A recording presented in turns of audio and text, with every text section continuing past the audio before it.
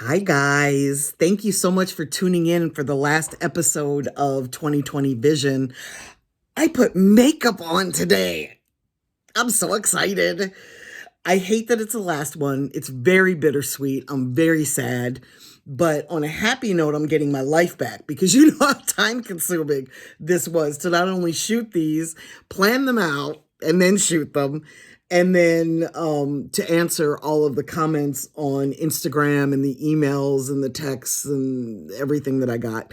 I know a lot of DMs went unanswered. If you guys reached out to me in my DMs, you know that you didn't really get a response, but my email is linked to my Instagram. So if you didn't figure that out, you now know. So I want to talk about, I saved this for the last episode because it's so important. Drum roll.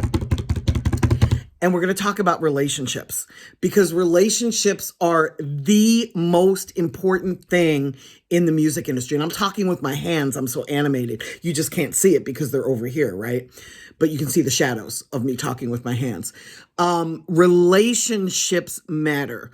And I want to be really careful how I say this because so many of you think that you need to have like a plug.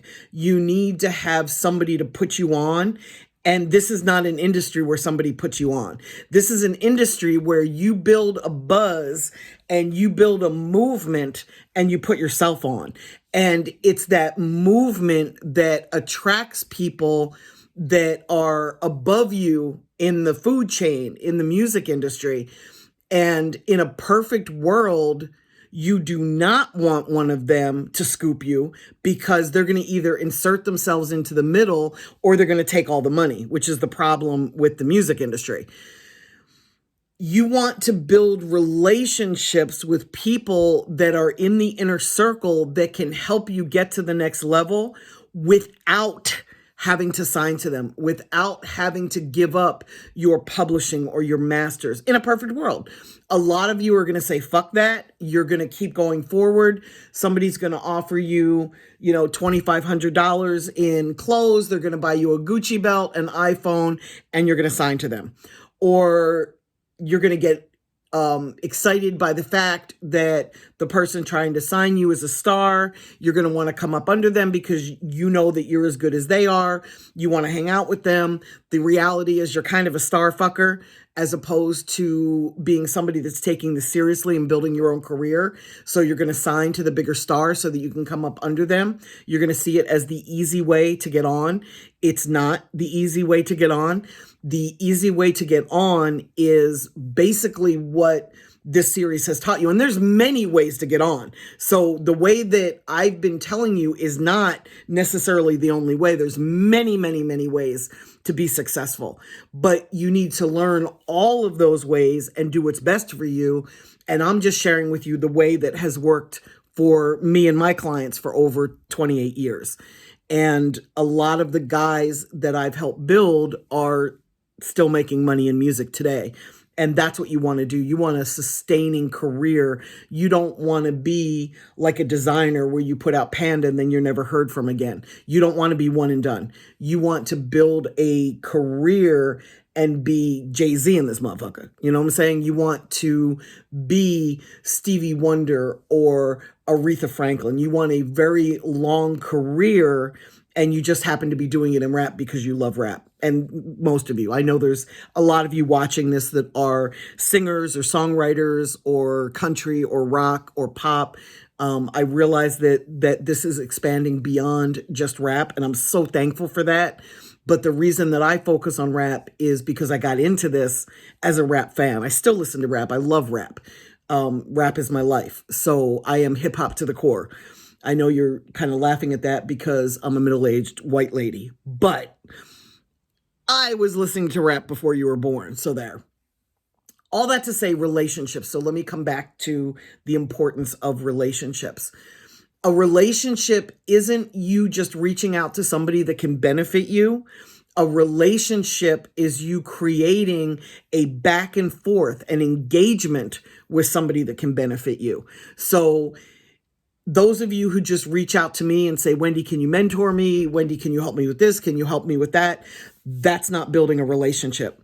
The guys that have built a relationship with me through this process are those of you that took screenshots of my videos and explained what I was talking about and posted it every day, talking about what my topic is, so that I could just post that, and it made my life so much easier. And it was such a simple thing, and I'm so thankful for that. And I'm trying to do this without bringing attention to him, because I don't want to embarrass him. I don't know him very well yet. So I don't know if by me calling him out, if he would appreciate that or if he wouldn't. But you guys can go into my Instagram feed and you can see exactly who I'm talking about. And I'm so thankful that he did that, because it gave me an additional way to promote my 2020 series without it having to be me talking about my 2020 series. It came from a third party and from a rapper. How cool is that? So that's how you build a relationship. You do something that you think could really help somebody without them having to ask for it. And I do that in my career all the time. You know, when I first met Fly from Think It's a Game, I was so excited that he was an independent rap record label in Atlanta that I took him to meet with a label in Nashville, a rap record label in Nashville. I took him to meet with Travis at Strange Music so that he could see how they did it. I wanted him to have every asset at his disposal that I had, in order so that he would have a circle of people to call for help when he needed help. Because I loved that he wasn't playing the advance game with a major label and giving up his masters or his publishing. I thought that was amazing, you know? And I did that out of love for him. And I now have an amazing relationship with Fly from Think It's a Game. And I love him dearly. I would fight for him. He's just a really good person, and he's a friend. He's a close friend, and I love him dearly. So that is a relationship. When I was doing deals in the late 90s and early 2000s with the major labels, and I know that you guys know that I don't hate major labels. I just love independence more. But when I was doing deals with the major labels, I was building relationships with the presidents of the companies, like the check writers, and I was able to go directly to them. I could bypass the A&R guys. And, you know, that was both a blessing and a curse. It was a blessing because I was dealing directly with the check writers and I was getting deals done that were amazing leverage deals. But the downside was I wasn't having relationships with the A&R guys inside the building. So there wasn't really somebody there to champion the artist to the rest of the staff. They were being assigned by the president. And while that absolutely had value, because if your boss tells you this is a priority to me, you're not going to screw it up. But the downside is there wasn't somebody in the trenches at the label that was 1,000% behind the artist that I was getting deals for. But to this day, I still have relationships with the heads of labels, you know, and here we are, it's like 20 years later, 15 years later, and I'm still able to pick up the phone and call these guys. You know, when Donald was playing so heavily on the radio, every single person that I had a relationship with at a label, aside from the A&Rs, were calling me saying, yo, we want to sign him. This is awesome. You know, it was a feeding frenzy, and that's a great thing. I have the ability to reach out to people that I've built relationships with and say, hey, who do you use for your TikTok promotions? Who's your lawyer? You know, I need a business manager. Who's your business manager? Can you introduce me? These are the things that make my life easier. You know, I've got a great relationship with STEM, the distributor for my clients. Most of the people that run STEM come from a touring background. So when Donald needed a booking agent, all I had to do was call the head of STEM and my rep at STEM and say, hey, can you introduce me to some booking agents? Within 3 days, I was on the phone with 6 different booking agents that I would never be able to get to without having that introduction. So that's what relationships bring you. They're not one-sided. They don't come overnight. it's a little more difficult today to build a relationship, even though we're all more accessible because you can find us on Instagram or Facebook or LinkedIn. LinkedIn is a really great place to find executives in the music business, but it's a little harder to build relationships because you've got to find out what's important to them and be able to bring to them things that have value to them. For me, it's research and stats. There's a mother of a rapper in the DC area who started sending me research that she came across on the internet, and we built a relationship. And because I love her so much, after, it didn't really take that long to build a relationship, but she's my friend now, and her son just happens to be a rapper. So relationships are everything out here. It's not an industry where you can just pick up the phone and call an independent radio promoter and say, hey, I want to hire you. You've got to come through somebody. They want to be introduced to you through somebody that they know and they trust. You can't just really come into this industry blindly and say, okay, I'm going to start a record label tomorrow. Who are your relationships? Who are your connections?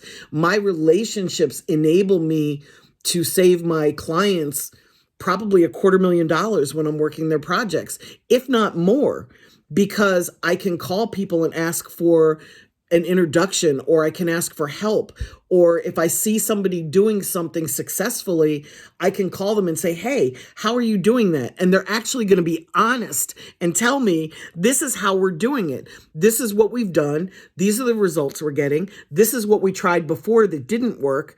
Like, do you know how much money that saves when you can get that kind of information from somebody? And you need that. Like, information is what allows you to be successful in any industry, but especially in the music industry. There's a really tight-knit inner circle, and then there's everybody else around that circle. And if you're not part of that inner circle, it's just really hard to get information.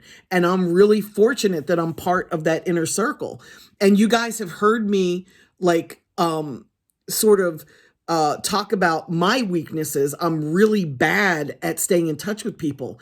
And that's a really difficult thing when you're building relationships. You need to just reach out to people and say, hey, how are you doing? What's new? How's it going? And I really suck at that. And I wish that I didn't, but I do. And it's something that I work really hard at overcoming. And because I'm so busy, I don't always get to follow up with people, but I really do try. And I'd like to think that the people I have relationships with know that I'm really trying, Another example is one of my clients wants to perform at South by Southwest, and we don't want to pay to get on stages. So I reached out to everybody that I know that is putting on showcases and said, hey, I need a favor. This is what I'm doing. We don't have a budget to pay, but if you've got a slot for me, that would be awesome. Within 3 days, I had 5 slots, and one of those slots is huge. It's a huge slot. It's a headlining slot. And again, that comes from relationships, because we're not going to pay to perform, and B, we don't really have the budget to perform. I'd rather put that money into Facebook ads and Google ads and a geofence on Snapchat on a few days before the show and the day of the show to drive fans there than I would paying somebody to get on a showcase. It just doesn't make sense. So relationships really matter. If you take nothing else away from the past 60 days of me yakking in your face about 2020 vision, the best vision you can have, I put on makeup for this so that you'd really pay attention, right? Relationships matter.